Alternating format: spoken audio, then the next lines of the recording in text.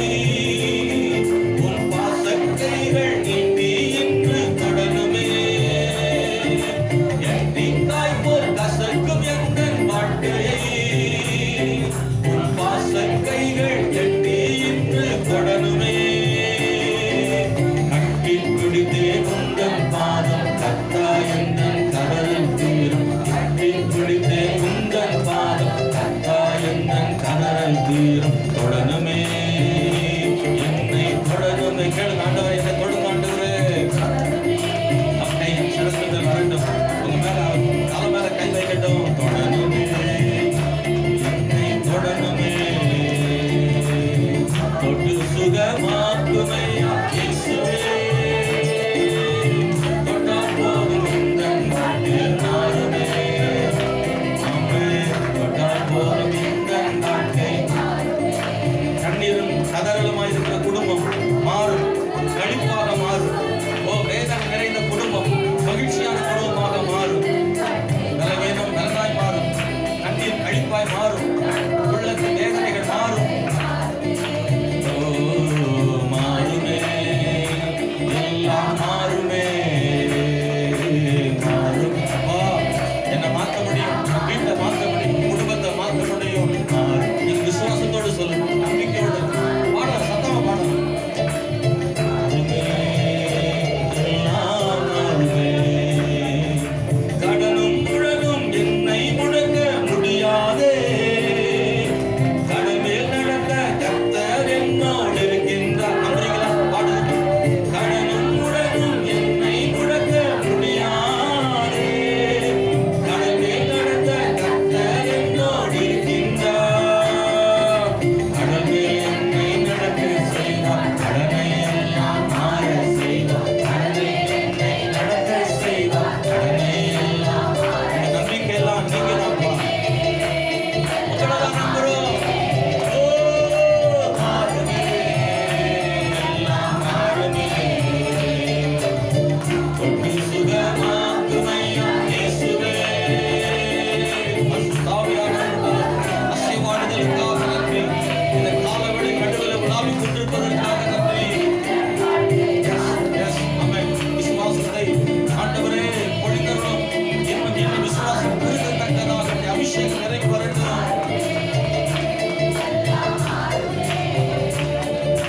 குறைவை எண்ணி புலம்புவதை நிறுத்துவே. நிறைவாய் என்னை நடத்துவதை. குறைவை எண்ணி புலம்புவதை நிறுத்துவே. நிறைவாய் என்னை நடத்துபவர் இருப்பதா? இல்லை என்பது எனக்கு இல்லை, தொல்லை என்பது துளியும் இல்லை. இல்லை என்பது எனக்கு இல்லை, தொல்லை என்பது துளியும் இல்லை. இல்லையே, தொல்லை இல்லையே, ஓ இல்லையே, தொல்லை இல்லையே. விசுவாசத்தோடு சொல்லுங்க. தொட்டு சுகமாக்குமையா இயேசுவே. தொட்டால் போதும் இந்த நாட்டை மாறுமே. தொட்டால் போதும் இந்த நாட்டை மாறுமே. மாறுமே, எல்லாம் மாறுமே. மாறுமே, எல்லாம் மாறுமே. மாறுமே, என் வாழ்க்கை மாறுமே. ஓ, மாறும். என் வியாதி மாறுமேன்னு சொல்லுங்க. ஓ, மாறுமே, வியாதி மாறுமே.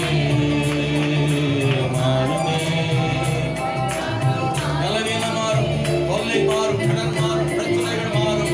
ஆமென். ஸ்தோத்திரம், ஸ்தோத்திரம். ஹalleluya, ஹalleluya, ஹalleluya. ராமலா ஷட்டன துராம ரிபாலா ராமா. நிக்கம நகரபோ ஷட்டன துராம ரிபாலா ராமா ராமா. நிக்கம துராம ஷபபபா ராமா. நிக்கரகமோனி யாத்தன நகரபலா ஷட்டனியா. ஓ, ஹalleluya. மாறும், மாறும், மாறும், மாறும், மாறும், மாறும். கர்த்தருடைய வல்லமையினால் மாறும். தேவன் சொன்னால் நடக்கும். ஆண்டவருடைய வல்லமை பெரிதப்பா. ஸ்தோத்திரம். இன்றைக்கும் ஜீவிக்கிற தேவன் அவர். ஆண்டவரே தேடி வரும் தெய்வமா இருக்கிறாரு. ஹalleluya.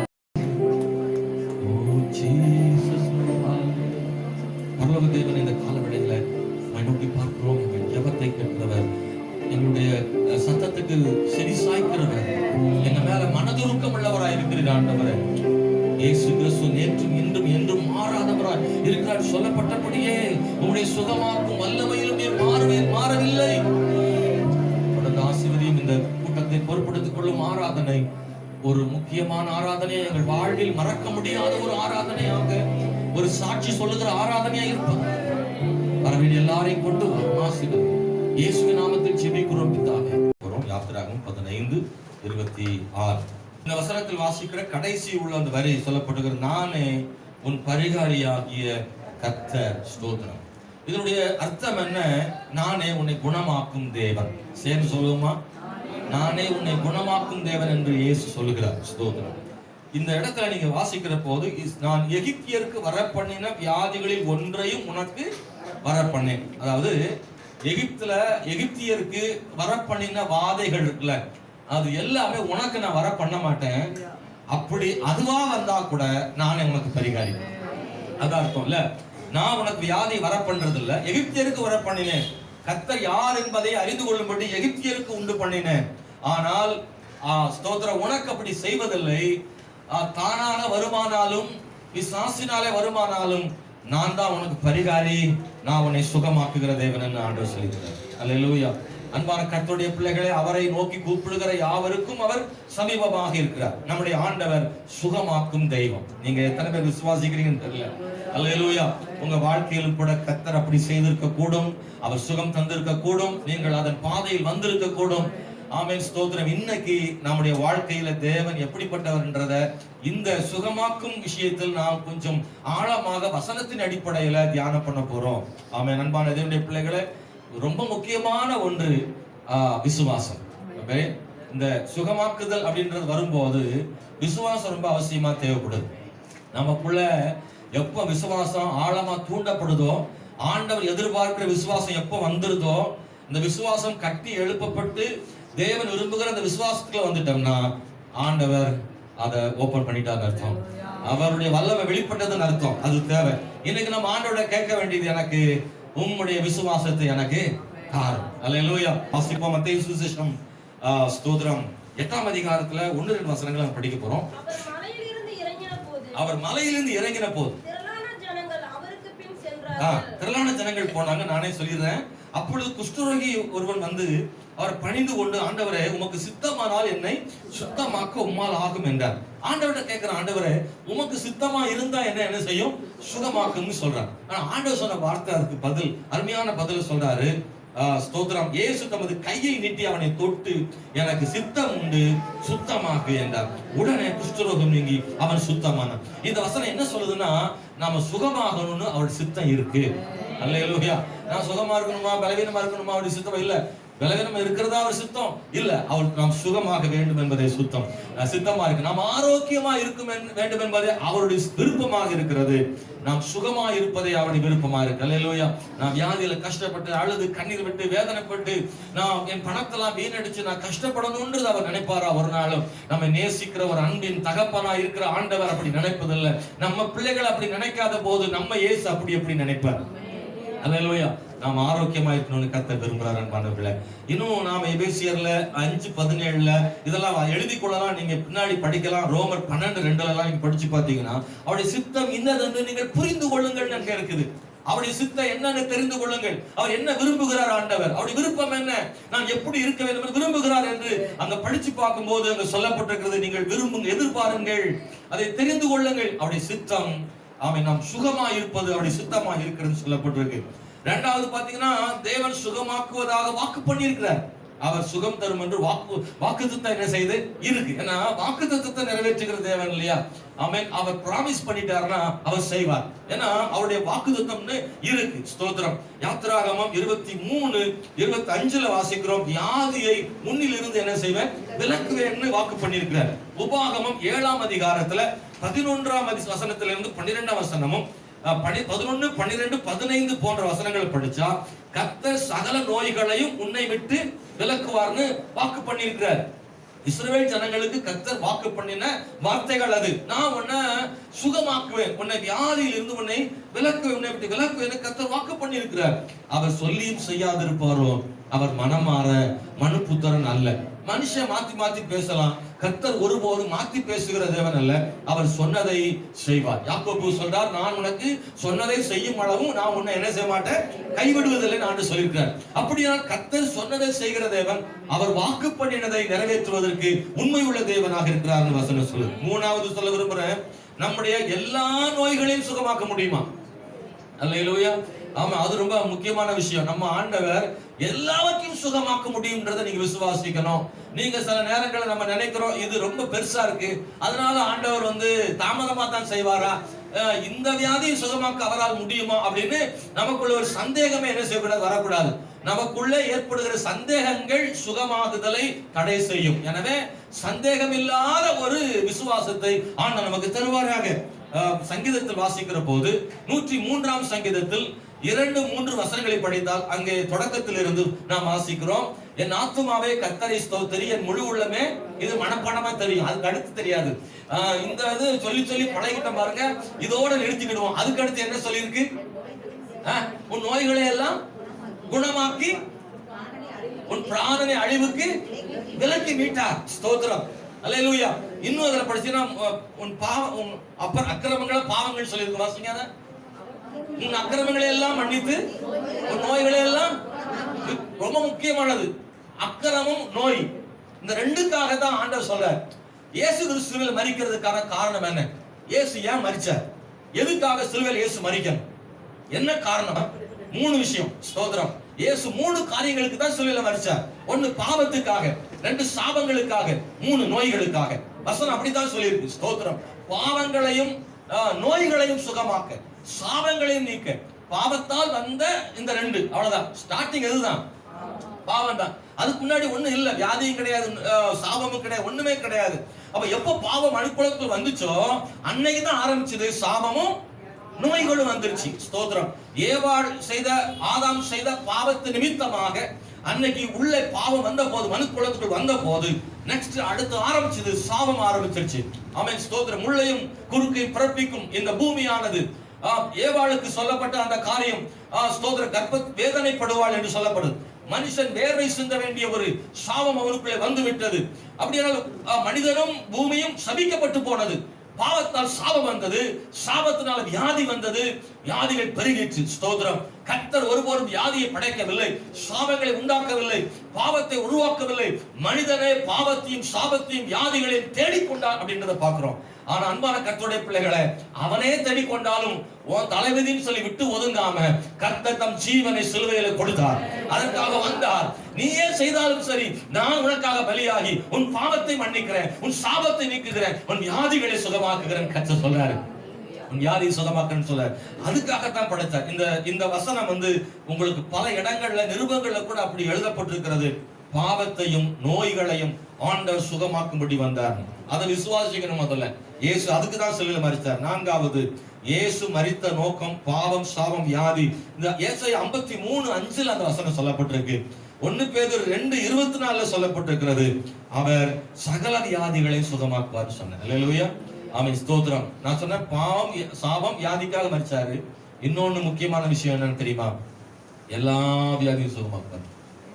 இன்னைக்கு போனீங்கன்னா, முன்னாடிலாம் அப்படி இல்லை. ஒரே ஒரு MBBS டாக்டர் இருப்பார் நம்ம ஊர்ல, அவர்கிட்ட போனா அத்தனை அவர் தான் என்ன செய்வாரு. இப்ப அப்படி கிடையாது, தனித்தனி டிபார்ட்மெண்ட் ஆக்கிட்டாங்க. தலைக்கு ஒரு ஆளு, காலுக்கு ஒரு ஆளு, சுண்டு வரலுக்கு ஒரு ஆளுன்னு இப்படி தனித்தனியா ஒரு பாட்டா பிரிச்சு டாக்டர் தனித்தனியா படிக்கிறாங்க. ஒருவேளை மருத்துவ வளர்ச்சியா கூட இருக்கலாம், அது இன்னும் நுணுக்கமான வியாதிகளை கண்டுபிடிப்பதற்கான வளர்ச்சியா கூட இருக்கலாம். ஆனா ஸ்தோத்திரம், அது தனித்தனியா மாறி போய் கிடக்கிறது. வியாதிகள் பெருகும் போது மருத்துவம் பெறுகிறது. ஆனா அதே நேரத்துல இயேசு கிறிஸ்து டிபார்ட்மெண்ட் வாரியா தனித்தனியா ஆள் வைக்கல, அவர் ஒருவரே இருக்கார். அவர் ஒரே காயம் சகல வியாதிகள் அப்படின்னு சொல்லி, சகல நோய்களையும் சொல்லி, சகல வியாதிகளையும், சகல நோய்கள், சகல சகல சகலன்னா இந்த சகல கிடையாது, அந்த சகல கிடைச்சிடாதீங்க. சகல பிசாசுன்னு சொன்னோடனே என் சகலம் தான் பிசாசு நினைச்சிட்டா போலாங்க. ஆமா, ஸ்தோத்திரம். அதனால சகல கிடையாது, சகல நோய். உங்க சகல ஒரு நோயா கூட இருக்கலாம், அது தனிப்பட்ட விவரம். ஆனா சகல நோய்களையும் கர்த்தர் சுகமாக்குவார். சகல நோய்களையும், சகல வியாதிகளையும் கர்த்தர் சுகமாக்குவார். அல்லேலூயா. எனக்கு இந்த காலவேளை தேவனுடைய பிள்ளைகளை இன்னொரு விஷயம் சொல்றேன். அஞ்சாவது, இயேசுவினாலே எல்லாமே கூடும். இயேசுவினால் எல்லாம் கூடும். அன்பானவர்களே, லூக்கா சுவிசேஷத்துல நீங்க படிச்சீங்கன்னா 17ஆம் அதிகாரத்துல 12வது வசனத்துல வாசிக்க முடியும். அவன் போகையில் சுகமானான். அவன் போகையில் சுகமானான். அவர் செய்ய முடியும். சில நேரத்துல ஆண்டவர் உடனே சுகமாக்குறார், சில நேரத்துல போகும்போது சுகமாகுது. ஒருவேளை சிலருக்கு இந்த இடத்துல சுகமாகும், சிலருக்கு நீங்க வீட்டுக்கு போயிட்டு இருக்கும் போது சுகமாகும், சிலர் வீட்டுக்கு போன பிறகு கூட சுகமாகலாம். இல்ல, ஆண்டவர் இயேசு கிறிஸ்து அப்படிதான் மக்களுக்கு சுகம் கொடுத்துருக்கிறார். பாருங்க, நிறைய இடங்கள்ல கர்த்தர் அப்படி செய்திருக்கிறார். எனக்கு நீங்க நம்பிக்கையோடு இந்த இடத்துக்கு வந்திருந்தீங்கன்னா, ஒருவேளை எதிர்பார்ப்புல தெரியாம திடீர்னு வந்திருக்கலாம். ஒருவேளை கர்த்தர் உங்களை அற்புதமா கொண்டு வந்து இன்னைக்கு அவரே கொண்டு வந்திருக்கிறார். ஆமீன். சிலர்லாம் தடை இருக்கும், இன்னைக்கு போக முடியாத ஒரு சூழ்நிலை, ஆனா போய்தான் ஆவணும்னு வந்திருப்பீங்க. உங்களுக்கு ஆண்டவர் நன்மை செய்வார். ஸ்தோத்திரம். அன்பானவர்களே, நம்பிக்கையோடு எதிர்பார்ப்போடு இருக்கிற பிள்ளைகளை ஏமாத்த மாட்டார் ஆண்டவர், அற்புதம் செய்வார். அல்லேலூயா. பாருங்கள், இயேசு கிறிஸ்து கண்களை தொட்ட போது உடனே பார்வை அடைந்தான் சொல்லியிருக்குல்ல. வெளியே வானா அவன் புறப்பட்டு வந்தான்னு சொல்லியிருக்குல்ல. நிறைய அற்புதங்கள் ஆண்டவர் அப்பவே செய்தார்ல.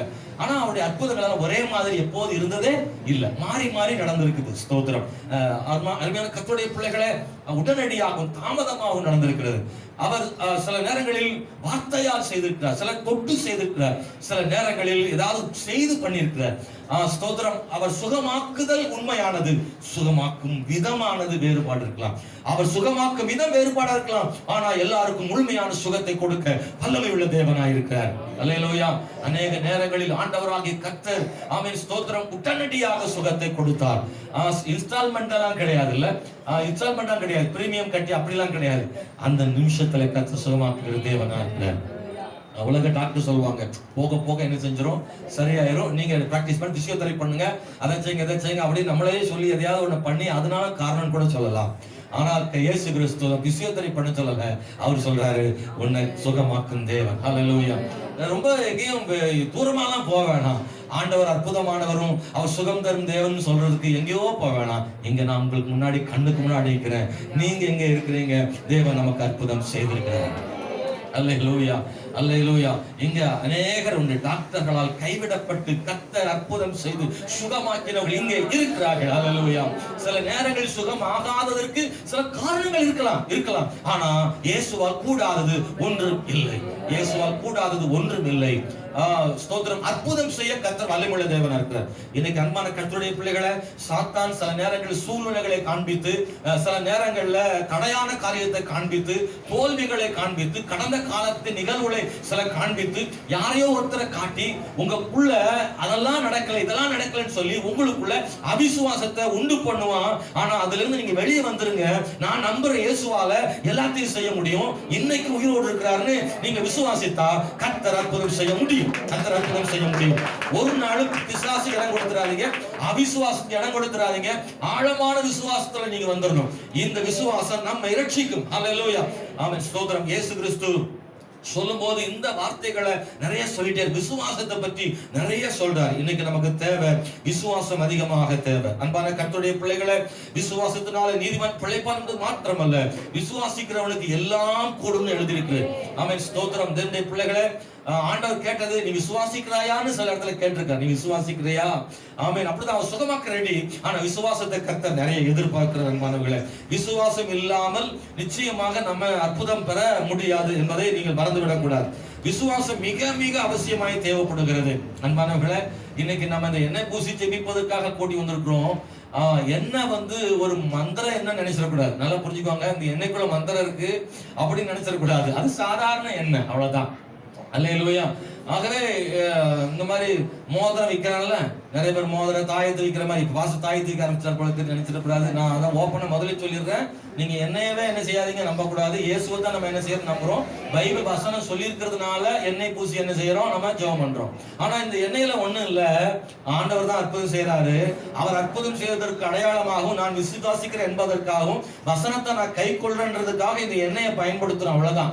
நீங்க ஒரு 10 பாட்டில் கொடுங்க பாச, காசு வேணா தரோம், என் சொந்தக்காரெல்லாம் கொடுக்கணும்னு சும்மா அப்படியே அள்ளி வீசினா பயன் ஒண்ணுமே என்ன செய்யாது, ஏற்படவே ஏற்படாது. நான் இதை தியானிச்சுட்டு இருக்கும் போது ஆண்டவர் வந்து ஒரு உதாரணத்தை கொடுத்தாரு. அது என்ன உதாரணம்னா, ஒரு gas stove, cylinder gas stove, அவ்வளவுதான், வேற ஒண்ணுமே கிடையாது. நீங்க அதை பத்த வைக்க லைட்டர் ஒன்று யூஸ் பண்ணுவீங்க இல்லையா, லைட்டர் யூஸ் பண்றீங்க. சிலிண்டர் ஓபன் பண்ணாம டிக்கி டிக்கி டிக்கி அடிச்சாலும் அங்க என்ன ஆகுதுன்னா பத்த வைக்க முடியாது. இந்த லைட்டர் தான் இந்த எண்ணெய் வந்து ஒரு லைட்டர் மாதிரி. ஆமென், ஸ்தோத்திரம். சிலிண்டர் ஓபன் பண்ணாம நீங்க என்னதான் பிரஸ் பண்ணாலும் ஒண்ணு நடக்க போறதே கிடையாது. அங்கே வல்லமை இறங்கணும், அங்கே நெருப்பு உண்டாகணும்னா, நெருப்பு தான் வல்லமை, அவருடைய சுகமாக்கும் வல்லமை என்பது நெருப்பு. அது உண்டாகணும்னா லைட்டரும் அடிக்கணும், கீழே அந்த சிலிண்டர் என்ன செய்யணும், ஓபன் பண்ணி ரெகுலேட்டர் ஓபன் பண்ணி வைக்கணும். அப்போ அங்க இருந்து விசுவாசம், அதான் நம்பிக்கை. விசுவாசமும் இந்த எண்ணெயும் சேரும் போது அக்கினி உண்டாகி வல்லமை உண்டாகி அற்புத சுகம் உண்டாகுது. ஆமென், ஸ்தோத்திரம். இந்த எண்ணெய் இல்லாட்டாலும் கர்த்தர் அந்த சிலிண்டர் ஓபன் பண்ணிட்டா இந்த டிக்கி டிக்கி நடிக்கிறமே இந்த இது லைட்டர், அது இல்லாம கூட தீப்பெட்டி பொருத்தலாம், ரெண்டு கல்லை வச்சு உரசலாம். அதுக்கு நிறைய விஷயம் இருக்கு. எண்ணெய் ஒண்ணுதான் சுகமாக்குறது இல்ல, அதுக்கு நிறைய விஷயங்கள் காணப்படுது. கர்த்தர் வேற விஷயங்கள்ல வார்த்தையாலும் வல்லமையாலும் பரிசுத்தாவியாலும் காயங்களாலும் அவர் குணமாக்குவார். அதுல ஒண்ணுதான் இது, அது லைட்டர் ஒன்னே ஒண்ணுதான். ஆனா சிலிண்டர் கேஸ் ஒன்னே ஒண்ணுதான். அதுக்கு வேற ஒண்ணு தூக்கி தண்ணி ஊத்த முடியாது, வேற எதையும் ஊத்த, கேஸ் தான். அல்லேலூயா, எத்தனை புரிய நினைக்கிறேன். ஆமென். விசுவாசம் இல்லாம ஒண்ணு நடக்காது.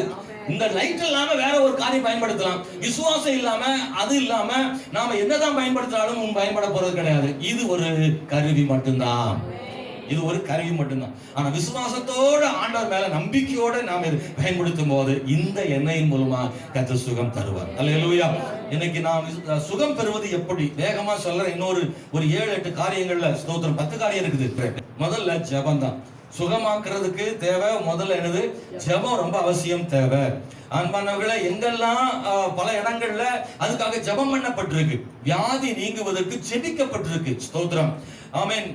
பாருங்கள், ஆதியாகமம் 20ஆம் அதிகாரத்தில் 17-18 வசனங்களை படிக்கிற போது ஆபிரகாம் அபிமெலேக்குக்காக ஜெபிக்கிறார். அங்கே அவர்கள் சாராளி நிமித்தமாக அங்கே அவர்களுக்கு குழந்தை பிறக்காமல் எல்லாருடைய கற்பத்தையும் கர்த்தர் அடைத்தார் அப்படின்னு சொல்லியிருக்கு. அதுல ஆபிரகாம் அபிமெலேக்காகவும் அவருடைய குடும்பங்களுக்காக ஜெபித்த போது கர்த்தர் அவளுக்கு சுகம் கொடுத்திருக்கிறார். என்னாகும் 12ஆம் அதிகாரம் 13ஆம் வசனத்துல மிரியாம் அவள் செய்த பாவத்து நிமித்தமாக அவள் குஷ்டரோகியாக மாறி போனாள். அப்பொழுது மோசே மிரியாமுக்காக ஜெபம் பண்ணி இருக்கிறான். அப்பொழுது கர்த்தர் மிரியாமை கர்த்தர் சுகமாக்கினார். எனவே அங்கே வியாதிகளுக்காக ஜெபிக்கப்பட்டிருக்கிறது, ஜெபம் நடந்திருக்கிறது. ஜெபத்தின் மூலமாய் கர்த்தர் தாமே அற்புதம் செய்கிறார். ஸ்தோத்திரம். ஆகவே ரொம்ப ஜெபம் அவசியமா தேவைப்படுது. நீங்க தொடர்ந்தேர்ச்சியாக ஜெபிக்கணும். நாம அநேக நேரம் அப்படி ஜெபிக்கிறது இல்ல. ஜெபத்தின் மேல நம்பிக்கை அநேகருக்கு குறைவாக இருக்கு. ஏன்னா மற்ற வாய்ப்புகள் இருக்கிறதுனால தெய்வீக சுகத்துக்கு அதிகமான பிரயாசப்படுறது இல்ல. நாம என்ன நினைக்கிறோம், ஒரு 3 ரூபா அனாசின் மாத்திரை இல்ல ஒரு தைலம், இப்படி நம்ம உடனே ஆல்டர்னேட்டிவா ஒரு காரியம் இருக்கிறதுனால நாம இதுக்கு என்ன செய்ய மாட்டேன்றோம், பிரயாசப்படுறது இல்ல. எத்தனை பேர் நான் சொல்றது ஏத்துக்கிறீங்க? முக்குக்கு இப்ப என்ன இருக்கு, கிளினிக் இருக்கு, மெடிக்கல் வந்துட்டே இருக்கு. அப்ப நாம என்ன நினைக்கிறோம் அப்படின்னா, நாம பிரயாசப்படுறதுக்கு யோசிக்கிறோம், கிரயம் செலுத்துறதுக்கு நாம தயாரா இல்ல. நாம உபவாசம் பண்ணவோ ஜெபிக்கவோ கர்த்தர்ட்ட காத்திருக்கவோ எனக்கு ஆண்டவர் தெய்வீக சுகத்தை தரணும்னு பொறுத்து இருக்கவோ நமக்கு நேரம் இல்ல. இப்போ நமக்கு உடனடியான ஒரு விஷயம் வேணுன்றதுக்காக நாம என்ன செய்யறோம், பல நேரங்கள்ல மருத்துவங்களை பார்க்கிறோம். நான் சொல்றேன், மறுபடியும் சொல்றேன், மருந்துகள் தவறல்ல, டாக்டர் தவறல்ல. ஸ்தோத்திரம். அவைகள் ஒருபோதும் நம்முடைய விசுவாச குறைவு கிடையாது. மருந்து மாத்திரைகளை பயன்படுத்துவது விசுவாச குறைவு கிடையாது. ஆனால் அநேக நேரங்களில் இந்த காலகட்டங்களில் முன்பு போல அப்படி இல்லை, முன்னாடி எல்லாம் அப்படிதான் உண்டு, தெய்வீக சுகத்துக்காக காத்திருப்பது உண்டு. இப்போ நாம உடனடியாக, அல்லேலூயா. நிறைய வீட்டுல மாத்திரை டப்பாவே என்ன செய்யும் இருக்காங்க வீட்டுல, சரி அதெல்லாம் தேவைப்பா, பிள்ளைகள் இருக்காங்க. நான் அதை தவறா கூட சொல்லல, அது ஒரு பக்கம் இருக்கட்டும். ஆனா முதல்ல எதுக்கு ட்ரை பண்ணுங்க, நீங்க கொஞ்சம் சிந்திங்களேன். தலைவலி வந்தோட என்ன செய்றீங்க, உடனே சொல்லுங்க. தலைவலிக்கு உடனே என்ன செய்றீங்க, மனசாட்சி தொட்டு சொல்லுங்க, என்ன செய்றீங்க? யாராவது அதை கண்ட்ரோல் பண்ணிக்கிட்டு இயேசுவின் நாமத்துல கொஞ்ச நேரம் உட்கார்ந்து பிரேயர் பண்றீங்களா? கர்த்தருடைய சுகத்தை எதிர்பார்க்கிறீங்களா? நம்ம அதுக்கு ட்ரை பண்றதே இல்ல. தெய்வீக சுகம் இருக்கு, இன்னைக்கும் கர்த்தர் சுகமாக்குறார், இன்னைக்கும் அற்புதம் செய்றார். நாம ஆண்டவருடைய சுகமாக்குதலுக்காக வெயிட் பண்ணல. பிரைஸ் தி லார்ட், ஹalleluya. யார் இயேசுவின் சுகம் அடைந்தார்கள்? அவர்கள் விசுவாசித்து சுகம் தேவை என்று நம்பி அவரிடத்தில் வந்தவர்கள் தான் சுகம் பெற்றார்கள். ஆனா நாம அவர்கிட்ட வரல, அவர்கிட்ட எதிர்பார்க்கல. அநேகர் அவர்கிட்ட எதிர்பார்க்கல, அவர்கிட்ட பிடிவாதமா நிக்கல. ஆண்டவரை விடுதலை ஆக்கும் உங்களுடைய தெய்வீக சுகத்தை விசுவாசிக்கிறேன்னு நாம் அதுக்கு ட்ரை பண்ணல. பல நேரங்கள்ல நாம் சின்ன சின்ன காரியமானால் பெரிய காரியமான உடனடியாக மனதில் தோன்றுவது வேற பரிகாரிகள் தான் தோன்றுகிறார்கள், வேற பரிகாரம் தான் தேடுகிறோம். ஏதாகிலும் உண்டா என்று பார்க்கும் மொழியே தேவ சமூகத்தில் அமர்ந்து இதற்காக ஒரு முயற்சி பண்ணுவது தவறு ஒண்ணு இல்லையே. முதல்ல கர்த்தரை தேடுங்க, சுகமாகுதலை விரும்புங்க, தேவனுடைய அற்புதத்துக்காக காத்திருங்க. முதல்ல கர்த்தர் கிரியை செய்யட்டும், அதுக்கு பிறகு ஒருவேளை நீங்க என்ன செய்யலாம். ஸ்தோத்திரம், தாமதமானால் உள்ள பொறுக்க முடியாத போலாம். ஆனா முன்னாடியே நம்ம என்ன செஞ்சிடறோம், ஆரம்பத்திலேயே நம்ம அதை விட்டுறோமே. சின்ன காரியமான கால் வலினாலும் சரி, எதனாலும் சரி, அன்பான கர்த்தருடைய பிள்ளைகளை முதலில் ஜெபம் செய்யும். வீடுல அது நடக்கணும். பிள்ளைக்கு வயிற்று வலி, உடனே பிள்ளை அம்மாட்ட வர, அம்மா எனக்கு ஜெபம் பண்ணி விடுங்கன்னு சொல்லுதா அப்படி அந்த பழக்கம் நம்ம வீடுகள்ல இருக்கா? அப்போ இப்ப இருக்கா வீடுகள்ல? கால் வலிக்குன்னு சொன்ன உடனே கணவர் சொல்றாரு கால் வலின்னு, உடனே மனைவி சொல்றாங்க அந்த தைலத்தை எடுத்து போட்டு மூ போடுவோம், அதை போடு, இது போடுவோம் தானே வருது. உடனே மனைவி சொல்ற கணவர்கிட்ட வாங்க ஜெபம் பண்ணுவோம் அப்படின்னு என்னைக்கா நம்ம சொல்றோமா? ஜெபத்துக்கு அப்படி சொல்றவங்க உங்களை பாராட்டுறேன், அப்படி சொல்றவங்க தான் பாராட்டுறேன். குடும்பங்கள்ல ஏதாகிலும் பலவீனம் என்று சொன்னால் உடனடியாக பிள்ளைகளோ பெற்றோரோ நீங்கள் செய்ய வேண்டியது முதலாவது ஜெபம் பண்ணுவோம். ஜெபம் பண்ணுவோம். மனைவி ஜெபம் பண்ணுங்க, கணவன் ஜெபம் பண்ணுங்க, பிள்ளைகளுக்கு பெற்றோர் ஜெபம் பண்ணுங்க. சில வீடுகள் அப்படி நடக்கிறது உண்டு. பெற்றோருக்கு தலைவலி, தாய் நான் பார்த்திருக்கேன், தாய்க்கு தலைவலினா பிள்ளைய கூப்பிட்டு ஜெபம் பண்ணுவாங்க. பாப்பா நீ எனக்கு ஜெபம் பண்ணுவாங்க. அந்த குழந்தை கையை வச்சு அது தித்தி முத்து ஜெபம் பண்ணும், எதையாவது ஒன்று சொல்லி ஜெபம் பண்ணும். உங்களுக்கு தெரியுமா, அந்த குழந்தை ஜெபத்தை கேட்டு கர்த்தர் சுகம் தருவார். நம்புறீங்களா நீங்க? அது நடக்குங்க, அது நடக்கும், அது நடக்கும். உங்க பிள்ளைகளை கூப்பிட்டு தலையில கை வச்சு ஜெபம் சொல்லி பாருங்க, கணவரை ஜெபம் சொல்லி பாருங்க. ஸ்தோத்திரம். வாய்ப்புகள் இன்னும் ஒன்று போன போட்டு பாஸ்டருக்கு என்ன செய்யலாம், கேட்கலாம். ஒரு ஜெபம் பண்ணி விடுங்க பாஸ்டர், எனக்கு அடிக்கடி கேட்பாங்க பாஸ்டர் ஒரு ஜெபம், மனசுக்கே சரியில்லை, ஒரு ஜெபம் பண்ணி விடுங்க எனக்கு. அவங்களுக்காக ஜெபம் பண்ண காத்திருக்கிறோம். கர்த்தருடைய பிள்ளைகளை, இது ஒரு வாய்ப்பை கர்த்தர் நமக்கு தந்திருக்கிறார். அநேகர் இந்த வாய்ப்பை பயன்படுத்துவதில்லை, ஜெபிப்பதில்லை. எந்த மனுஷன் ஜெபிக்கிறானோ அவன் கர்த்தரை நம்புகிறான். ஜெபிக்காதவன் ஒருபோது கர்த்தரை நம்பவில்லை, கர்த்தரை நம்பாதவன் ஒருபோதும் ஜெபிப்பதில்லை. உங்கள் வீடுகளில் ஜெபம் அதிகமாக பெருகட்டும். அன்பானவர்களே, அது மாத்திரமல்ல, வார்த்தையினாலே கர்த்தர் சுகமாக்குகிறவர். அவன் ஒன்னு ஜெபம் தேவை, அப்புறம் கர்த்தருடைய வார்த்தை இல்ல. ஆண்டவர் யோவான்ல சொல்லும்போது 4:49 பாருங்க, அவருடைய வார்த்தைகளை நம்பி போனார். ராஜாவின் மனுஷன் தன் மகனுக்காக ஆண்டவர்கிட்ட வேண்டுகிறான். ஆண்டவர் சொல்றாரு சுகமாவான் என்று கர்த்தர் அனுப்புகிறாரு. அவன் உடனே வீட்டுக்கு போறான், நம்பி போறான். அந்த நம்பிக்கை இருக்குல்ல, வார்த்தையினாலே, அந்த வார்த்தையை நம்பி போனான்னு பைபிள் இருக்கு. ஆமென். வார்த்தையை நம்பி போனான்னு பைபிள் இருக்கு. அப்புறம் அப்போஸ்தலர் 9:33 34 போன்ற வசனங்கள் கூட படிச்சீங்கன்னா அங்கேயும் சொல்லப்பட்டிருக்கிறது. அன்பானவர்களே, ஸ்தோத்திரம், கர்த்தருடைய வார்த்தைகளை நம்பி அந்த வார்த்தைக்குள்ள சுகமா. ஒரே ஒரு வார்த்தை தான். அல்லேலூயா, ஆமென், ஸ்தோத்திரம். சுகமாவா யாக அப்படின்னு சொன்னா போதும். நீங்க காலையில அந்த பாடலாம் பாடணும். ஒரு வார்த்தை சொல்லும் கர்த்தாவே, என் வாழ்க்கை எல்லாம் செழிப்பாகுமே. அல்லேலூயா. எத்தனை பேர் விசுவாசிக்கிறீங்க? அவன் கை வைத்து ஆமென் சொல்லுவாங்க. அல்லேலூயா. மூணாவது, ஆண்டவர் கை வைத்து சுகமாக்கினார். இன்னைக்கு அதனாலதான் நம்ம ஊழியக்காரன் கை வைத்து ஜெபம் பண்றோம். கரங்களை வைத்து ஜெபிப்பதனாலே கர்த்தர் சுகமாக்குறார். கொரோனா வந்த பிறகு இந்த கை வைக்கிறத நிறைய பேர் விட்டுட்டாங்க. ஸ்தோத்திரம். அதனால தொடர சோசியல் டிஸ்டன்ஸ் அப்படின்றதுனாலதான் இந்த கையை வைக்கிறத இப்ப குறைஞ்சு போயிடுச்சு. அதனால கையை வச்சாதான் அப்படின்னு கிடையாது, ஆனா கை வைத்துதல் பைபிள்ல இருக்கு. இயேசு கரம் வைத்து ஜெபித்திருக்கிறார். ஆமென், ஸ்தோத்திரம். இன்னும் சில வசனம் உண்டு. மத்தேயு 9:22 சொல்லியிருக்கு, ஒரு விசுவாசம் உன்னை ரட்சித்தது என்று அந்த பெரும்பாடுள்ள ஸ்திரீக்கு ஆண்டவர் சொல்றார். ஸ்தோத்திரம். நான் இந்த விஷயத்தை சொல்றேன். அந்த பெரும்பாடுள்ள ஸ்திரீ பாருங்க, அவள் ரொம்ப கஷ்டப்பட்ட அந்த வேதனைகள் எல்லாம் உண்மையிலே கடினமான ஒரு காரியமா காணப்படுது. அதை பத்தி எல்லாம் இன்னைக்கு நான் பேசுறது இல்லை. நேற்று தினத்தோட நான் தொலைக்காட்சியில் நான் பார்த்துட்டு, ஒரு பெண்ணுக்கு இருக்கக்கூடிய அந்த மாதிரி கஷ்டம் எவ்வளவு கொடுமையானது அப்படின்றத ஒரு சகோதரி சொல்லிட்டு இருந்தாங்க. அன்பானவர்களே, அந்த கொடுமையை தாங்க முடியாத வேதனையில் அவள் போய் கர்த்தர்ட்ட வஸ்திரத்தை தான் என்ன செய்தாலாம், தொட்டாளாம். ஒரு வல்லமை புறப்பட்டு அவள் குணமடைந்தாலும் சொல்லப்பட்டிருக்கு. அன்பான கர்த்தருடைய பிள்ளைகளை, அவர் சொன்ன வார்த்தை, உன் விசுவாசம் உன்னை ரட்சித்தது. அல்லேலூயா. எப்படி சொல்றாங்க, நான் உன்னை சுகமாக்கணும்லாம் அப்படிலாம் சொல்ல, உன் விசுவாசமே உன்னை ரட்சித்தது. அப்படியானால் அவற்ற வல்லமையே இருந்தாலும் அவ விசுவாசிகள்னா இந்த வல்லமை வஸ்திரத்தை நினைச்சிருக்காது, போயிருக்காது. அவருக்கே தெரியாமல் அவருடைய வல்லமையை எடுத்துக் கொள்கிறார்.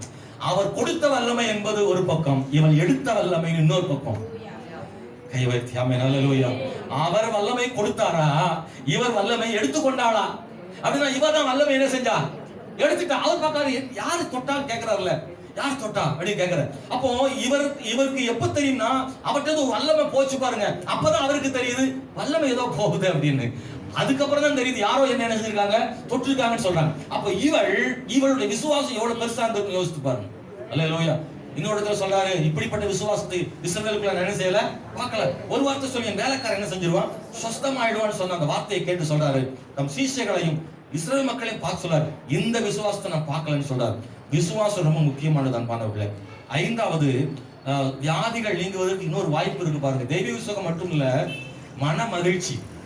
இல்ல, நீதிமொழிகள் 17:22 மன மகிழ்ச்சி நல்ல ஔஷதம்னு இருக்குன்னு நினைக்கிறேன் வசனத்துல. மன மகிழ்ச்சி நல்ல ஔஷதம். அல்ல கவனிங்க, சந்தோஷமே நமக்கு அநேக நேரங்கள்ல நமக்கு சுகம் கிடைக்குது. கவனிக்கிறீங்களா? நம்ம வியாதிகளுக்கு நிறைய காரணம் என்ன தெரியுமா? கவலைதான். கவலைப்படாதீங்க. பக்கத்துல கையை பிடிச்சு சொல்லுங்க, அல்லேலூயா. ஒருத்தருக்கு சொல்லுங்க, கவலைப்படாதீங்க. நம்ம குடும்பங்கள்ல இந்த கவலை என்ன செய்யுது? நீங்க உணர்ந்திருப்பீங்க, அப்படித்தானே? உணர்ந்திருப்பீங்கன்னா கொஞ்சம் ஒரு கவலை வந்துருச்சுனால ஆட்டோமேட்டிக்கா அடுத்து அந்த கவலை வந்தோடனே என்ன நடக்குது? அடுத்து என்ன நடக்குது? சோர்ந்துடும், அப்படியே கலந்துடும். தலைவலி என்ன செஞ்சிடுது? கஷ்டம். அதுதான் சிலருக்குலாம் கவலையினுடைய முதல் தொடக்கம் எங்க ஆரம்பிக்கு? சிலருக்கு அந்த தலைவலி தான் முதல்ல ஆரம்பிச்சிடும். அப்புறம் டென்ஷன் இருக்குல்ல, கவலை அப்புறம் டென்ஷன். வீட்டுல டென்ஷனுக்கு பஞ்சமா? அடே அப்பா, குட்டியா ஆட்கள் நிறைய வீட்டுல ஆட்களுக்கு சொல்லவே வேணாம். சில நேரம் பாத்தீங்கன்னா நடக்கிறதெல்லாம் எதிராகவே நடக்கும். ஒண்ணுன்னா பரவாயில்ல, 9 ஆளுனா நம்ம என்ன செய்வோம்? நம்ம வீட்டுல யோசிச்சு பாருங்க. ஒரு ஆளுனா பரவாயில்ல, சில நேரங்கள் வீட்டுல 3 சேர்ந்து ஒண்ணு போல் நம்மளை பிக்கிற மாதிரி இருக்கும். டென்ஷனுக்கு பஞ்சமா? நமக்கு வீடுகள்ல பஞ்சமா டென்ஷன்? ஐயோ, கத்தி கொஞ்ச நேரத்துல கத்தி சொல்றாரு, பிரஷர் ஏறி போயிருதுல, பிரஷர் அப்படியே ஹையா போயிடுது. ஆமா, இந்த காத்து அடிக்கிற மாதிரி, பம்புல அடிக்கிற மாதிரி சர்ன்னு ஏறிடுது. கோபம் அடுத்து என்ன செஞ்சிருது? ஏறிடுது. எல்லாமே ஃபுல் ஏத்தம் ஏறின உடனே வெடிச்சிருது. பலூனு ஒரு அளவுக்கு தான் ஊதணும். எல்லாரும் 3 பேர் சேர்ந்து ஒரு அளவு ஊதுனா அந்த பலூன் எவ்வளவு ஊதும் யோசித்து பாருங்க. சேர்ந்து ஒரு மணமா ஊதுறாங்கல்ல, அந்த விஷயத்துல ஊதுறாங்களே. அப்போ ஊதும் போது அந்த வீட்டுல என்ன நடக்கும்? டமால் ஒரு சத்தம் கேட்கும் பாருங்க. முடிஞ்சு போச்சு. அதுக்கப்புறம் நிசப்தமாய் போய் கட்டில் படுத்த வேண்டியதான். அதுக்கடுத்து வேற ஒண்ணுமே கிடையாது. எல்லாம் முடிஞ்சு தென்றல் வீச ஆரம்பிச்சு, மழை, புயல், இடி எல்லாம் வீட்டுக்குள்ள தானா வருது. பருவ காலமே கிடையாது. இதுக்கு பருவ காலம்னு ஒன்னே கிடையாது, சீசனே கிடையாது. வீட்டுக்குள்ள மழை பெய்யும், இடிக்கும், பயங்கரமா நடக்குதுல. நான் உங்களுக்கு ஒண்ணு சொல்றேன், நடக்கட்டும், தெம்பா உட்காரு. அந்த மாதிரி ஆள்லாம் இருக்கவும் தெரியுமா? அந்த மாதிரி ஆள் இருக்கு. என்னமோ நடக்கட்டும், அது வாட்டுக்கு குப்பைங்க பேமா கிடக்கும், அப்படி உட்கார்ந்து இருப்பா, ஜாலியா இருப்பாங்க. அந்த மாதிரி குணத்தை கர்த்தர் நமக்கு தருவாராங்க. அல்லேலூயா. எது நடந்தாலும் சிலர்லாம் சட்டை பண்ணவே மாட்டாங்க. 5 பாடம் ஃபெயில், பரவாயில்லடா, 5 பாடம் ஃபெயில். இந்த பையன் ஏதோ தப்பு பண்ணிட்டான்னு பக்கத்து வீட்டு அம்மா வந்து சொல்லு, உங்க பையன் பண்ண வேலைக்கு நான் என்ன செய்யறேன்னு தெரியல, பாருங்க உடைச்சு போட்டாங்க. அப்படியா, பாத்துக்கிறேன் அப்படின்ட்டு அம்மா போடா அப்படின்ட்டு அதை விட்டுட்டு இது பாட்டுக்கு அது பாட்டு ஒண்ணுமே கண்டுக்கிடவே. அந்த ஆளு பாத்தீங்கன்னா 80 வயசு வரைக்கும் நல்லா இருக்கு, ஒரு பிரச்சனையுமே கிடையாது. ஆமா, ஸ்தோத்திரம். உங்களுக்கு தெரியுமா, பைத்தியக்காரங்களுக்குலாம் ஹார்ட் அட்டாக் வரது இல்லையா? பைத்தியக்காரங்களுக்கு ஹார்ட் அட்டாக்கே வரதெல்லாம் ஏன் தெரியுமா? அவன் ராஜான்னு அன்னைக்கு அவன் ராஜாவே ஆயிடுறான். உடனே என்னத்தையாவது தூக்கி மாத்தி கீழே மாட்டிடலாங்க. ஒரு செங்கோலை பிடிச்சிடுறான், ஒரு கல்லு மேல உட்காந்து சிங்காசனமா அது மாத்திடுறான், உடனே ராஜாவாயிடுறான். பாருங்க, கார் ஓட்டணுமா உடனே கார் ஓட்டிடுவான், அன்னைக்கே ஓட்டிட்டு போயிடுவான். அவன் எது நினைக்கிறானோ அது அப்படி நடக்கும். அதனால பிச்சைக்காரங்களுக்கு ஹார்ட் அட்டாக் என்ன செய்யறதுல வர்றதே கிடையாது. நீங்களும் சில நானும் சில நேரத்துல அப்படி கூட மாற வேண்டியது. பிச்சைக்காரனா இல்ல, கவலை இல்லாம வாழ்றதுக்கு. நான் உங்களுக்கு சொல்றேன், கவலைப்படாதீங்க. நடக்கிறது, நான் ஒரு காலத்துல அப்படிதான் இருந்தேன்.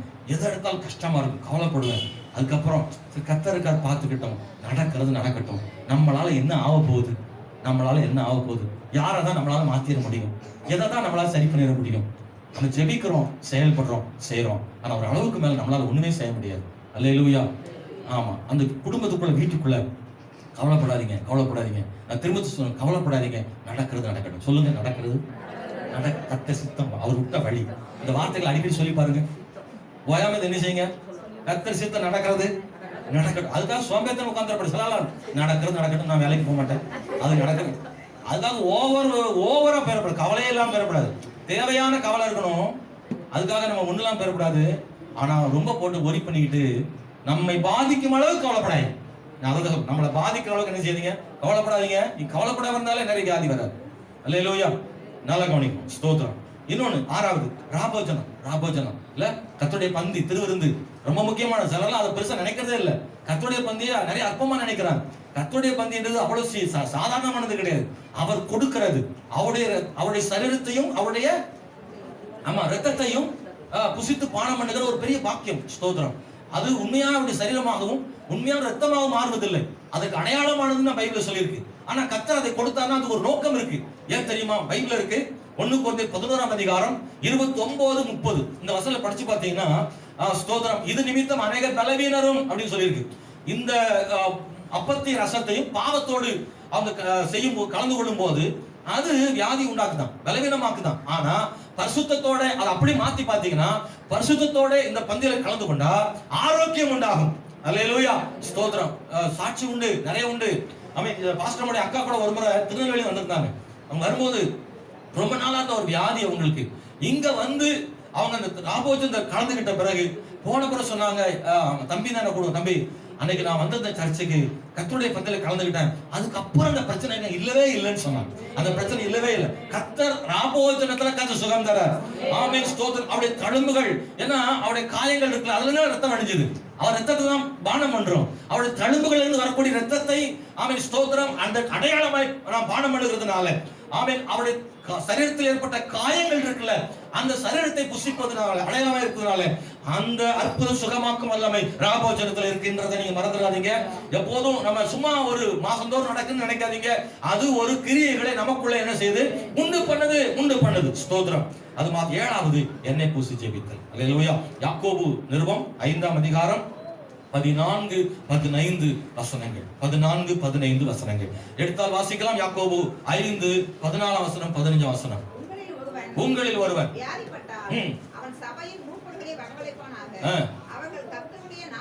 அவர்கள் கர்த்தருடைய நாமத்தினாலே அவனுக்கு எண்ணெய் பூசி அவனுக்காக ஜெபம் பண்ண கடவர்கள். அப்பொழுது விசுவாசம் உள்ள ஜெபம் பிணியாளியை ரட்சிக்கும். ஸ்தோத்திரம். அல்லேலூயா. 15 வாசிங்களா? வாசிங்க. கர்த்தர் அவனை எழுப்புவார். போதுமானது, நமக்கு நேரம் குறைவு, வேகமா போறேன். ஸ்தோத்திரம். ஆகவே பாருங்க, எண்ணெய் பூசி ஜெபிக்க கடவர்கள். விசுவாசம் உள்ள ஜெபம் என்ன செய்யுமா? பிணியாளியை ரட்சிக்குமா. அப்போ பாருங்க, முன் விசுவாசம் ஒண்ணு ரட்சித்தது.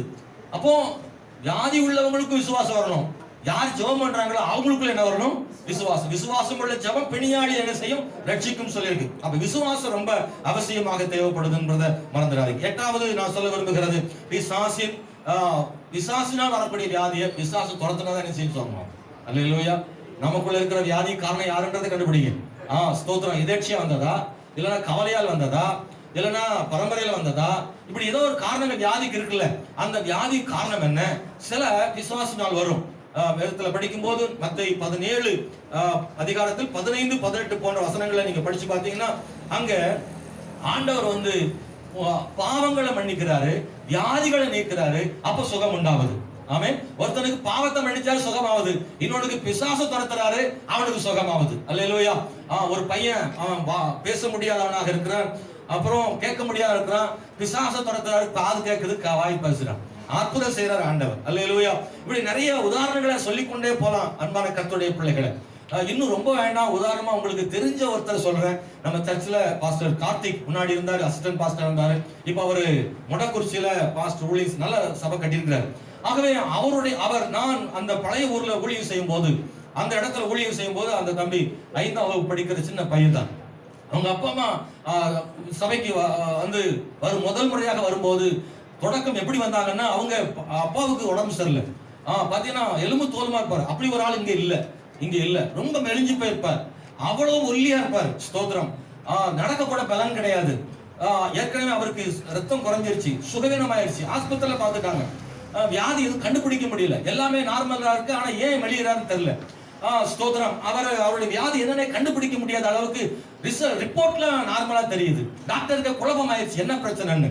அப்போ எனக்கு திருமணமும் ஆகலை. நான் சின்ன பையன், 23 வயசு நினைக்கிறேன்.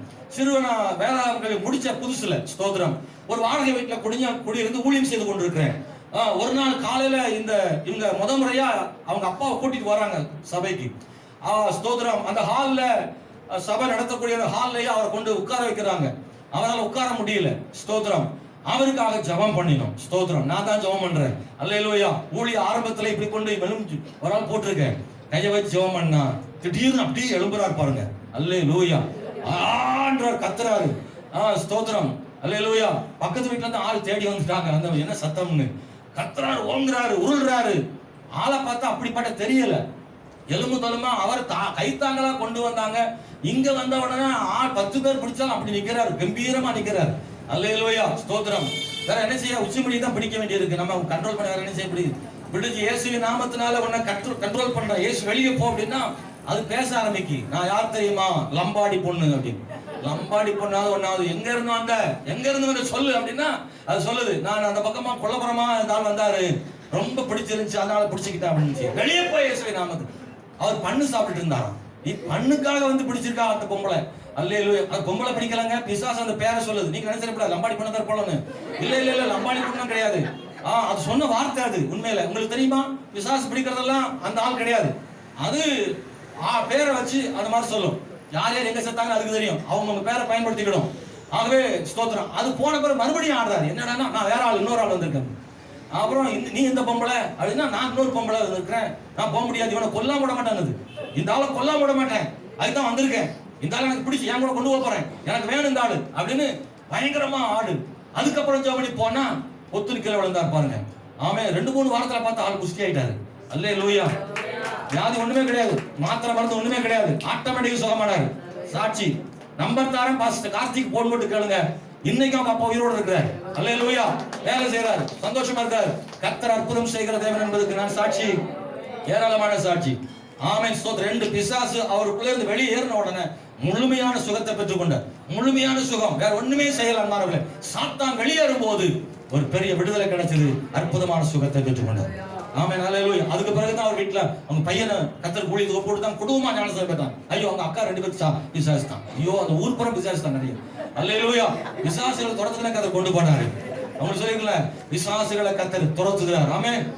அப்பதான் 23 வயசுல என்ன தெரியும் நினைக்கிறீங்க?